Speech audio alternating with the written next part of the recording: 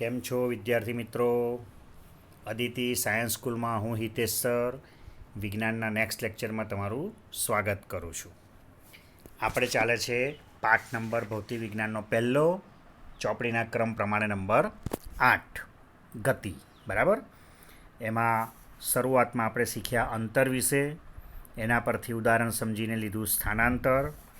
અંતર સ્થાનાંતર પૂરું થયું પછીના લેક્ચરમાં આપણે લીધું હતું નિયમિત ગતિ અને અનિયમિત ગતિ. એના ઉપરથી પછી આપણે શીખ્યા ઝડપ, ઝડપનો એકમ.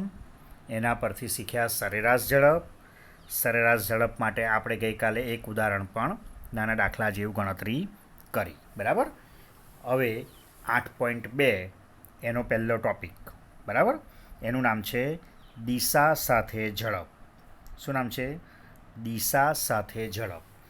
તો તમને ઝડપની વ્યાખ્યા યાદ હશે. વિચારો તો ગઈકાલે આપણે વાંચી હતી, લખી હશે તમે. શું વ્યાખ્યા હતી? તો પદાર્થે એકમ સમયમાં કાપેલા અંતરને ઝડપ કહે છે. બરાબર. જે એકમ સમયમાં પદાર્થ અંતર કાપે એ એની શું બની જાય? ઝડપ. એમાં આપણે દિશાની કોઈ વાત નહોતી કરી. હવે આજના ટૉપિકમાં શું આવ્યું? વધારાનું ગતિની દિશા આવી. જુઓ, એટલે વસ્તુની ઝડપ સાથે સાથે ગતિની દિશા પણ દર્શાવીએ તો આપણને એનો દર વધારે ખબર પડે. અને એ ભૌતિક રાશિનું નામ વૈજ્ઞાનિકોએ શું પાડ્યું? વેગ. એટલે વેગની વ્યાખ્યા સ્પષ્ટ નથી આપી, તમને નીચે શબ્દોમાં સમજાવ્યું છે. નિશ્ચિત દિશામાં વસ્તુની ઝડપને તેનો વેગ કહે છે. પણ એવું નહીં લખવાનું. તમારે પરીક્ષામાં શું લખવાનું? તો હું પહેલાં ફરીવાર ઝડપની વ્યાખ્યા બોલું છું, પછી ઝડપની વ્યાખ્યામાં એક શબ્દ ઉમેરીશું અને પછી વેગની વ્યાખ્યા બની જશે. બરાબર. તો ધ્યાનથી સાંભળજો. ફરીવાર ઝડપની વ્યાખ્યા. પદાર્થે એકમ સમયમાં કાપેલા અંતરને ઝડપ કહે છે. બરાબર. આ ઝડપની વ્યાખ્યા. પદાર્થે એકમ સમયમાં કાપેલા અંતરને તે પદાર્થની ઝડપ કહે છે. હવે વેગની વ્યાખ્યા. તો ત્યાં શરૂઆત ત્યાંથી જ કરવાની. પદાર્થે એકમ સમયમાં નિશ્ચિત દિશામાં કાપેલા અંતરને, કયો શબ્દ લખવાનો? નિશ્ચિત દિશામાં. નિશ્ચિત ના લખ્યો ને ચોક્કસ શબ્દ લખો તોય ચાલે. ફરી રિપીટ કરીએ. પદાર્થે એકમ સમયમાં ચોક્કસ દિશામાં કાપેલા અંતરને વેગ કહે છે. ત્યાં ઝડપ શબ્દ નહીં લખવાનો વેગની વ્યાખ્યામાં. પદાર્થે એકમ સમયમાં કાપેલા અંતરને ઝડપ કહે છે અને પદાર્થે એકમ સમયમાં ચોક્કસ દિશામાં કાપેલા અંતરને વેગ કહે છે. બરાબર. ચોક્કસ દિશામાં એ તમે ઝડપની વ્યાખ્યામાં વચ્ચે શબ્દ ઉમેરી દો, એ તમારી વાક્ય રચના ગોઠવાઈને નવી વ્યાખ્યા બની ગઈ છે એની? વેગની. બરાબર છે. એકમ સમયમાં કાપેલું અંતર ઝડપ અને એકમ સમયમાં ચોક્કસ દિશામાં કાપેલું અંતર એટલે બની ગયો વેગ. એનો મતલબ શું થયો? કે વેગ સમય સાથે શું થતો જાય? બદલાતો જાય. કારણ કે ઝડપ તો બદલાય જ છે. આપણે શીખી ગયા વધે, ઘટે, નિયમિત, અનિયમિત. બરાબર. એના પરથી સરેરાશ શીખ્યા. અને હવે તો શું થયું? વધારાનું ગતિની દિશા પણ બદલાઈ. બરાબર. ડાબી બાજુ, પાછું જમણી બાજુ વળો, પાછું બ્રેક મારો, કોઈ પણ વ્હીકલ લઈને નીકળ્યા હોય તો બંને બદલાઈ જાય. અને બંને બદલાઈ જાય એટલા માટે વધઘટ થયા કરે. અને વધઘટ થતી હોય જ્યાં પણ, ત્યાં આપણે સરેરાશ એવરેજ શોધવું પડે. આ સરેરાશ શબ્દ ખબર પડે છે ને તમને? એવરેજ એટલે તમારા કોઈપણ વિષયમાં પહેલાં ટેસ્ટના માર્ક આવ્યા, પછી એના જ બીજા ટેસ્ટના માર્ક, ત્રીજા ટેસ્ટના માર્ક. તો બધા ટેસ્ટમાં કંઈ સરખા માર્ક ના હોય.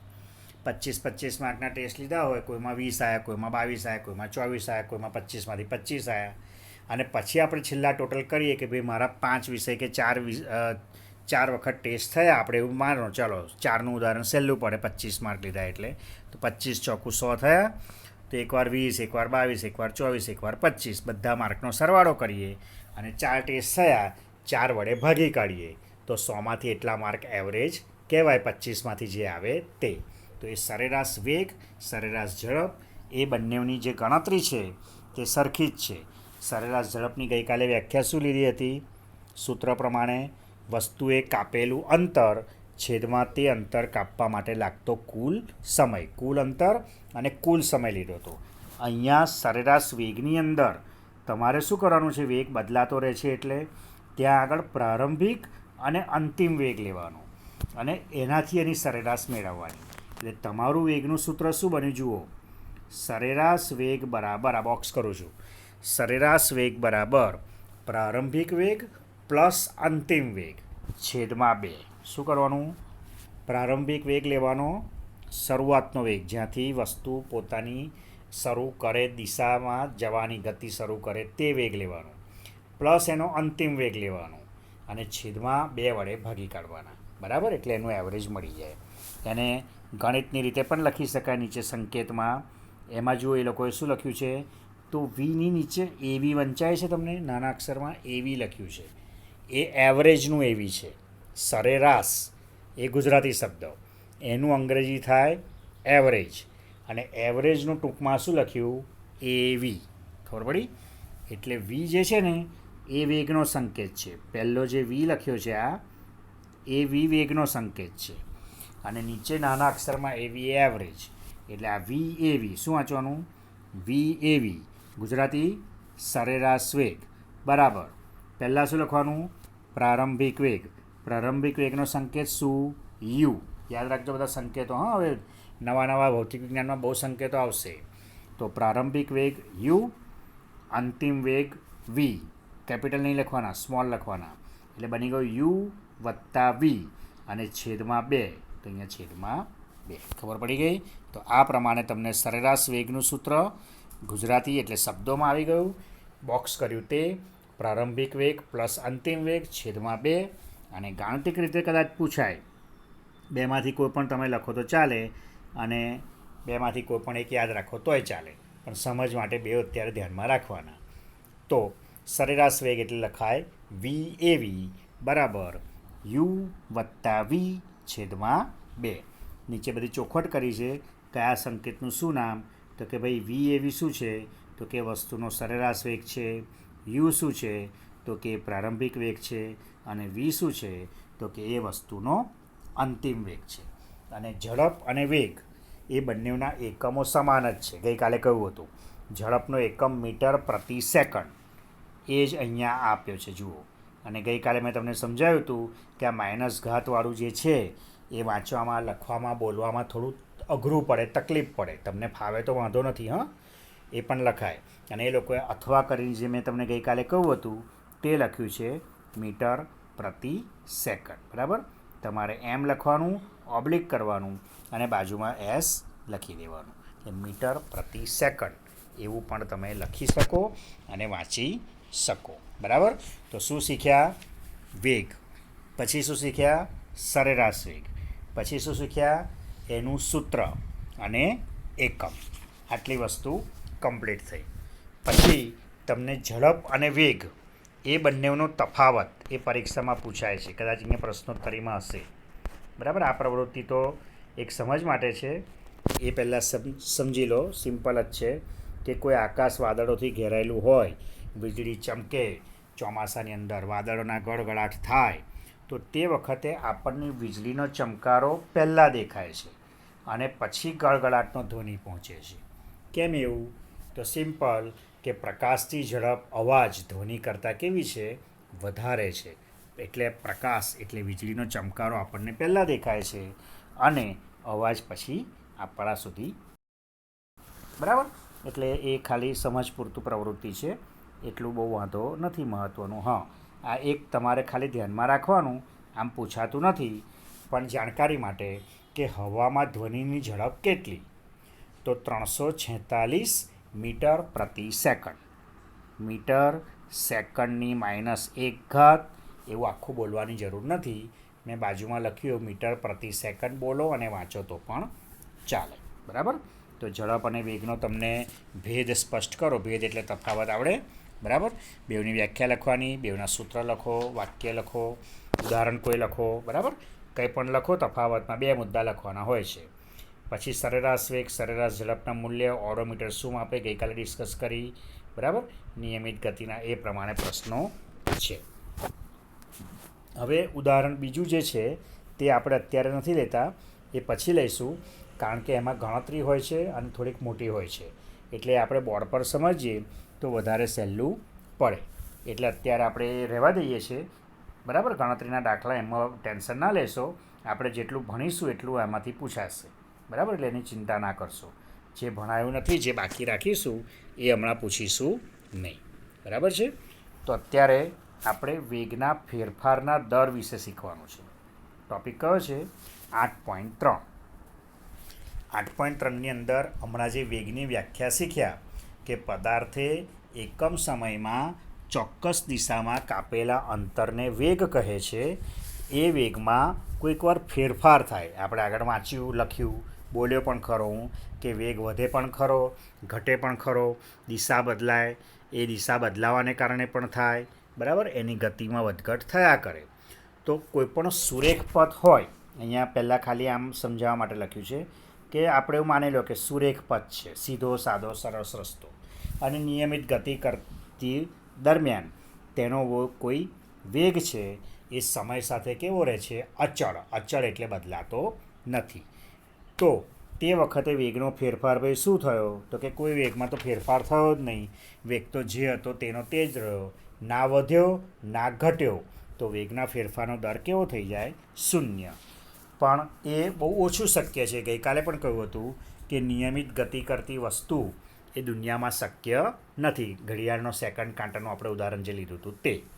એટલે આપણે અત્યારે આગળ સમજવાનું કે આપણે એવું માની લઈએ કે કોઈક અનિયમિત ગતિ છે, અને અનિયમિત ગતિની અંદર વેગ શું થાય છે? તો એ સમય સાથે બદલાતો જાય, એટલે એનું મૂલ્ય, સમજજો બહુ ધ્યાનથી, એનું મૂલ્ય જુદા જુદા સમયે જુદા જુદા બિંદુ પાસે જુદું જુદું હોય છે. શાની વાત છે? હવે આ મહત્ત્વની વાત શરૂ થઈ. અનિયમિત ગતિ છે, અને અનિયમિત ગતિમાં વેગ શું થાય છે? સમય સાથે બદલાતો જાય છે. પછી 3 શબ્દો વાપર્યા. જુદો જુદો સમય, બરાબર. ધારો કે સવારે 8 વાગે, પછી 8:15 વાગે, પછી 8:30 વાગે, એવું જુદા જુદા સમયે. તેમજ જુદા જુદા બિંદુઓ પાસે. બિંદુનો મતલબ જગ્યા, સ્થાન. ધારો કે ઘર છે, પહેલાં 8 વાગે, 8:15 આપણે કોઈ એક સ્થળ પર પહોંચ્યા, એ બિંદુ લીધું, 8:30 વાગે બીજા કોઈ સ્થળ પર પહોંચ્યા, એ બિંદુ લીધું, એવી રીતે. તે વખતે એનું મૂલ્ય કેવું હોય છે? જુદું જુદું હોય છે. એનો મતલબ કે કોઈપણ સમયગાળામાં વસ્તુના વેગના ફેરફારનો દર શૂન્ય થતો નથી, 0 ના થાય. ત્યાં કંઈક ને કંઈક ફેરફાર તો થાય જ. અને સમજાયું છે એ પ્રમાણે વસ્તુના ફેરફારમાં તમારે શું કરવાનું? અંતિમમાંથી પ્રારંભિક બાદ કરવાનું. દર વખતે ઝડપ આવે, વેગ આવે કે ગતિ આવે, ત્યાં વેગના ફેરફાર માટે તમારે શું લેવાનું? અંતિમ ખાસ લેવાનું. એટલે અહીં આગળ એ જે વેગમાં ફેરફાર થયો ને એનું એક નવું નામ પાડ્યું, એ નામ છે પ્રવેગ. સ્પષ્ટ વ્યાખ્યા નથી આપી. દરેક વખતે ચોપડીની અંદર મેં તમને સમજાયેલું જ છે, NCERTની ચોપડી છે, એટલે તમને સ્પષ્ટ કરીને બધું નહીં આપે, પણ હું જ્યારે બોલું તે તમારે સાંભળવાનું, અને કહેલું છે એ પ્રમાણે જરૂર લાગે તો વિડીયો પોઝ કરીને લખી નાખવાનું, બરાબર. તો પ્રવેગની વ્યાખ્યા શું થાય? તો જે વેગનો ફેરફાર થયો ને એ પ્રવેગ કહેવાય. વેગમાં થતા ફેરફારના માપને પ્રવેગ કહે છે. સિમ્પલ, બરાબર. અહીંયા નીચે તમે વ્યાખ્યા જુઓ તોય આવડી જાય કે પ્રવેગ બરાબર શું? તો કે વેગમાં થતો ફેરફાર છેદમાં તે માટે લીધેલો સમય. સમય તો લેવો જ પડે. એટલે ફેરફાર જે વેગમાં થાય તે કેવો હોય? તો પ્રારંભિક વેગ આપણે શું લીધું હમણાં? u. t સમયમાં બદલાયો ધારો કે, અને અંતિમ વેગ બની ગયો v. પ્રારંભિક વેગ શબ્દ જ્યાં પર આવે જ્યારે પણ તો u લખવાનું, સમય માટે સંકેત t લખવાનો, અને અંતિમ વેગને શું લખવાનું? v. આ ધ્યાન રાખજો. તો પ્રવેગનો સંકેત છે a, સ્મોલ a, એટલે a એટલે પ્રવેગ. હવે તમારે આ રીતે સમજવાનો, પ્રવેગ એ થયો. ઉપરનું ગુજરાતીનું સૂત્ર, નીચે સંકેતવાળું સૂત્ર. ઉપર લખ્યું વેગમાં થતો ફેરફાર. વેગમાં ફેરફાર એટલે પહેલાં કયો લેવાનો? વી. વી એટલે શું? અંતિમ વેગ. અંતિમ વેગ માઇનસ પ્રારંભિક વેગ એટલે યુ, અને છેદમાં શું? ટી સમય. બરાબર, એ લખ્યો છે અહીંયા ટી સમય. તો પ્રવેગની વ્યાખ્યા ખબર પડી. ફરીવાર, એકમ સમયમાં વસ્તુના વેગમાં થતા ફેરફારને પ્રવેગ કહે છે. ટૂંકમાં વેગમાં થતો ફેરફાર. પ્રવેગનું સૂત્ર ગુજરાતીમાં ઉપરનું: વેગમાં થતો ફેરફાર છેદમાં તે માટે લાગતો સમય. પ્રારંભિક વેગનો સંકેત યુ, અંતિમ વેગનો સંકેત વી. સમય જ્યારે પણ આવે ભૌતિક વિજ્ઞાનમાં લખવાનું ટી, ટાઈમ ટી. અને સૂત્ર બની ગયું પ્રવેગ એ. પ્રવેગનો સંકેત સ્મોલ એ. તમારે ધ્યાન રાખવાનું છે ક્યારે સ્મોલ લેટર વાપરવાનો, ક્યારે કેપિટલ, એ આવશે. મોટે ભાગે ભૌતિક વિજ્ઞાનમાં સ્મોલ લેટર વપરાય છે, બહુ જ ઓછી જગ્યાએ કેપિટલ અક્ષર આવશે. તો સ્મોલ એ પ્રવેગ બરાબર વી માઇનસ યુ છેદમાં ટી. અને જ્યારે જ્યારે આ પ્રવેગ ગતિ કરે તો એની ગતિનું નામ પાડ્યું પ્રવેગી ગતિ. અને સમજી શકાય કે પ્રવેગી ગતિ જો તમારી વેગની દિશામાં જ હોય, એટલે જો પ્રવેગ વેગની દિશામાં હોય તો કેવો થાય? ધન, એટલે સતત વધતો જાય. અને વેગની વિરુદ્ધ દિશામાં હોય એટલે શું થઈ જાય? ઘટતો જાય, ઓછો થતો જાય. એને શું કહેવાય? ઋણ. અને પ્રવેગનો એકમ શું? મીટર પ્રતિ સેકન્ડનો વર્ગ. ખ્યાલ આવે છે? આવું લખજો, મીટર પ્રતિ સેકન્ડનો વર્ગ. s². -2 લખો તોય ચાલે. નીચે જે આપણે આ છે ને ઓબ્લિક કર્યું ને, એ છેદ કહેવાય, છેદની લીટી. અને તમે ઘાત અને ઘાતાંક એવું ભણી ગયા 7મા 8મામાં. એમાં જો ઘાત નીચે હોય એ ઉપર આવે ને તો માઇનસ થઈ જાય, એટલે એ અહીંયા આપ્યું છે. એટલે ms-2. એટલે આ બે એક જ છે. બોલવામાં, સાંભળવામાં, સમજવામાં અને લખવામાં તમને જે સહેલું પડે તે તૈયાર કરવાનું. બરાબર? તો ફરી પ્રવેગ રિપીટ કરીએ. પ્રવેગની વ્યાખ્યા: એકમ સમયમાં વસ્તુના વેગમાં થતા ફેરફારને પ્રવેગ કહે છે. પ્રવેગનું ગુજરાતીમાં સૂત્ર: વેગમાં થતો ફેરફાર છેદમાં તે માટે લીધેલો સમય. પછી સંકેતમાં પ્રવેગ એ બરાબર વી માઇનસ યુ છેદમાં ટી. એ ગતિનું નામ પાડ્યું પ્રવેગી ગતિ. પ્રવેગ વેગની દિશામાં હોય તો ધન, વિરુદ્ધ દિશામાં હોય તો ઋણ. અને પ્રવેગનો એકમ મીટર પ્રતિ સેકન્ડ સ્ક્વેર. મીટર પ્રતિ સેકન્ડ સ્ક્વેર. તમને પ્રવેગનું એક સિમ્પલ ઉદાહરણ સમજાવું, કદાચ અંદર આપેલું નથી. અહીંયા મુક્ત પતન પામતો પદાર્થ એટલું જ આપ્યું છે. આ સમજાવું શું કહેવા માગે છે. એ અચળ પ્રવેગી ગતિ કહેવાય. ચાલો ઉદાહરણ સમજો. ધારો કે આપણે 10 માળનું મકાન છે, ઊંચું ફ્લેટ, બરાબર, અને 10 માળનું જે કોમ્પ્લેક્સ છે એની અગાસી પર જતા રહ્યા, છેક ધાબા પર. અને ત્યાંથી એક નાનકડો પથ્થર ઉપરથી નીચે, કોઈને વાગે એવું નહીં, ઉપરથી નીચે સિમ્પલ આપણે છોડી દીધો, માર્યો એવું બધું નહીં. અગાસીમાં ઊભા એકદમ નાની ઝીણી કાંકરી લીધી અને ટેરેસ પરથી નીચે સીધી છોડી દીધી. આ મારી નાખી એવું નહીં, ખાલી પકડીને છોડી દીધી. બરાબર? તો એ છોડીશું ત્યારે એ કહેવાય એનો પ્રારંભિક વેગ. હવે તમે સમજી શકો કે નીચે આવતા આવતા એના વેગમાં શું થશે? સતત વધારો થશે. તો વેગમાં જે સતત વધારો થયો ને એ એની પ્રવેગી ગતિ થઈ. ખબર પડી? નીચે કોઈ નાનો બાળક ઊભો હોય અને એકદમ આપણે નાની કાંકરી ઉપરથી નીચે ફેંકી, ધારો કે સમજવા માટે, આવું કરવાનું નથી, અને એના ટાલકોડા પર પડી ટિંગ, અને એને વાગે. બરાબર છે? નાની કાંકરી પણ વાગે. કેમ? તો કે 10મા માળેથી આપણે પડી છે, કાંકરી ફેંકી છે, એટલે એના વેગમાં વધારો થયો. બાજુમાં નાની કાંકરીને એના માથા પર આમ કરીને છોડીએ તો કશું ના વાગે, ખબર ના પડે, વાળમાં જતી રહેતો. પણ ઉપરથી નીચે 10મા માળેથી ફેંકીએ છીએ એટલે સતત વેગમાં વધારો થાય છે, એટલે એ વ્યક્તિને એ કાંકરી પણ વધારે જોરથી વાગે છે. બરાબર? એક વાત આ અચળ પ્રવેગી ગતિની વાત. હવે આગળ છે ને એક શબ્દ પ્રતિપ્રવેગ, એ આની લિંકમાં છે એટલે સમજાવું. એટલે વિરુદ્ધ દિશામાં જે પ્રવેગ શબ્દ વાપર્યો છે તેની વાત કરું છું. તો પ્રતિપ્રવેગ શબ્દ શું યાદ રાખશો? પ્રતિપ્રવેગ. તો પ્રતિપ્રવેગ માટે ઊંધું ઉદાહરણ કે આપણે નીચે ઊભા છીએ અને ક્રિકેટ રમીએ છીએ અથવા બોલ કેચમ કેચ કરીએ છીએ, બરાબર? તો નીચે ઊભા ગ્રાઉન્ડ પર ઊભા નીચેથી દડો આપણે ઉપર ફેંક્યો, આકાશ તરફ ઉપર ફેંક્યો, તો શું થશે? તો નીચેથી ફેંક્યો ત્યારે વેગ કેવો હશે? વધારે. પણ ઉપર જતાં વેગ ઓછો થતો જશે, ઘટતો જશે. એને શું કહેવાય? પ્રતિપ્રવેગ. સાંભળજો હજુ ધ્યાનથી. હવે કોઈ એક નિશ્ચિત જગ્યા સુધી જશે, જેટલા જોરથી ફેંક્યો હશે તે જગ્યાએ પહોંચીને એનો વેગ શૂન્ય થઈ જશે. શું થઈ જશે? શૂન્ય. એટલે દડો ઉપર જતો અટકશે. એક્ઝેક્ટ તે જ સમયે દડો ત્યાંથી ક્યાં આવશે? પાછો નીચે. આપણે દડાને ઉપર ફેંકવા મહેનત કરવી પડશે. કેમ? તો કે એ ગુરુત્વાકર્ષણ બળની વિરુદ્ધ દિશામાં જાય છે. ખબર છે ને ગુરુત્વાકર્ષણ બળ? તો એનું ચેપ્ટર હજુ આગળ આવશે. પણ પૃથ્વી પોતાના તરફ જે બધી વસ્તુઓને ખેંચે છે એ ગુરુત્વાકર્ષણ બળ.